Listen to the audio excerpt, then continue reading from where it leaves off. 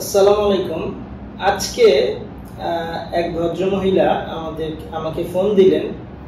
তারা বেশ কয়েক মাস আগে পুরো পরিবার আমাদের মাধ্যমে উমরা ভিসা করেছেন এবং সপরিবারে উমরা করে এসেছেন। তো আজকে আমাকে ফোন দিয়ে মহিলা হঠাৎ খুব কান্নাকাটি করতেছেন। বেশ অবাক হলাম যে একজন ক্লায়েন্ট সে ফোন দিয়ে কান্নাকাটি করতেছে, মূল বিষয়টা কি এখনো বুঝতে পারলাম না, সে আসলে কি চাচ্ছে। তো পরে উনি বললেন যে ওনার ছেলেটা, দুইটা ছেলে, বড় ছেলেটার ক্যান্সার ধরা পড়ছে আজকে তারা রিপোর্ট পাইছে। তো এই মুহূর্তে ইন্ডিয়ান ভিসা শুধু অল্প পরিসরে কিছু হচ্ছে, মেডিকেল ভিসা আর স্টুডেন্ট ভিসা, টুরিস্ট ভিসা একেবারেই বন্ধ আছে।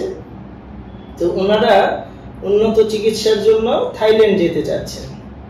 তো থাইল্যান্ড যেহেতু ইন্ডিয়ার মতো প্রসেসটা সহজ না, তুলনামূলক এইটার চেয়ে একটু জটিল। অর্থাৎ এখানে আপনার বেশ কিছু ডকুমেন্টস, একদম প্রপার ডকুমেন্ট থাকা লাগে, যেটা ছাড়া ভিসাটা হয় না। এমনকি কোন উল্টাপাল্টা ডকুমেন্টস দিলে তাকে ভিএল বা বিএল ব্লক করে দিতে পারে, এই জন্য ঝুঁকিও থাকে। তো থাইল্যান্ড উনি চিকিৎসার জন্য পাঠাতে যাচ্ছে। উনি নিজেও অসুস্থ, বাবা বিদেশ থাকে, কেবলই সে মাসখানেক ছুটি কাটিয়ে ওখানে গিয়েছে।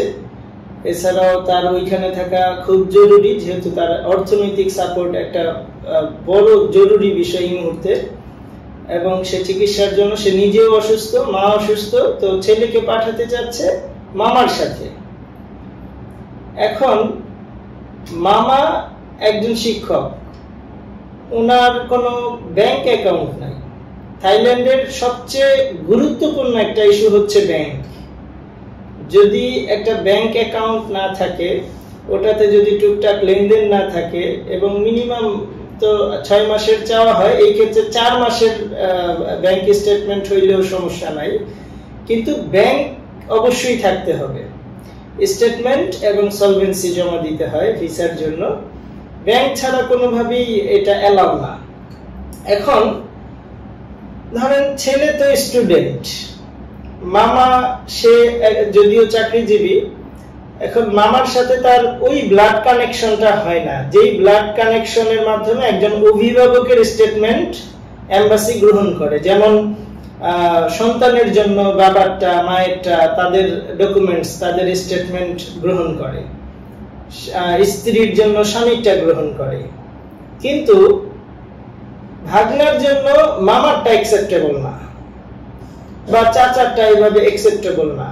একদম পিওর ব্লাড কানেকশন হইতে হবে, সম্পর্কটা স্বামী স্ত্রী, ছেলে মেয়ে, বাবা মা, এই টাইপের। এর বাহিরে কানেকশন হইলে তখন তাকে স্বতন্ত্র ব্যাংক স্টেটমেন্ট, সলভেন্সি দিয়ে তার জন্য ভিসার আবেদন করতে হবে। অনেকেই এই বিষয়টা না জানার কারণে তারা হয়তো ভাবে যে আমি চেষ্টা করলেই হয়ে যাবে, আসলে হবে না। এই প্রসেসটা থাই এম্বাসি খুব মেনটেন করে। এজন্য চিকিৎসার জন্য হোক, ভ্রমণের জন্য হোক, থাইল্যান্ডে যদি কোনো প্রয়োজনে আপনাকে যেতে হয়, তাহলে অবশ্যই ব্যাংক মেনটেন করতে হবে আপনাকে। উইদাউট ব্যাংকের লেনদেন ছাড়া আপনি সহজে যেতে পারবেন না, এটা তাদের একটা মূল মানদণ্ড। তো ব্যাপারটা বেশ দুঃখজনক যে ওনাদের যাওয়া এই মুহূর্তে খুব জরুরি প্রয়োজন, অথচ এই সমস্যাটার কারণে হচ্ছে না। এখন মায়ের স্টেটমেন্ট দিয়ে যদি ছেলেটা করা যাবে, সমস্যা নাই, কিন্তু মাও অসুস্থ, মামা যাওয়ার মতো সুস্থ সবল ফিট, কিন্তু তার ব্যাংক নাই, স্টেটমেন্ট সলভেন্সি নাই, তারটা আবেদন করা যাচ্ছে না, কারণ এটা অ্যাকসেপ্টেবল না।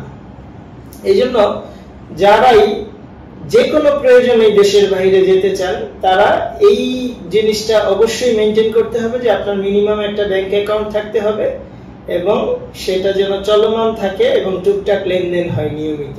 যদি এটা না হয়, তাহলে বিদেশ ভ্রমণ আপনার জন্য কষ্টসাধ্য হবে। আসসালামু আলাইকুম।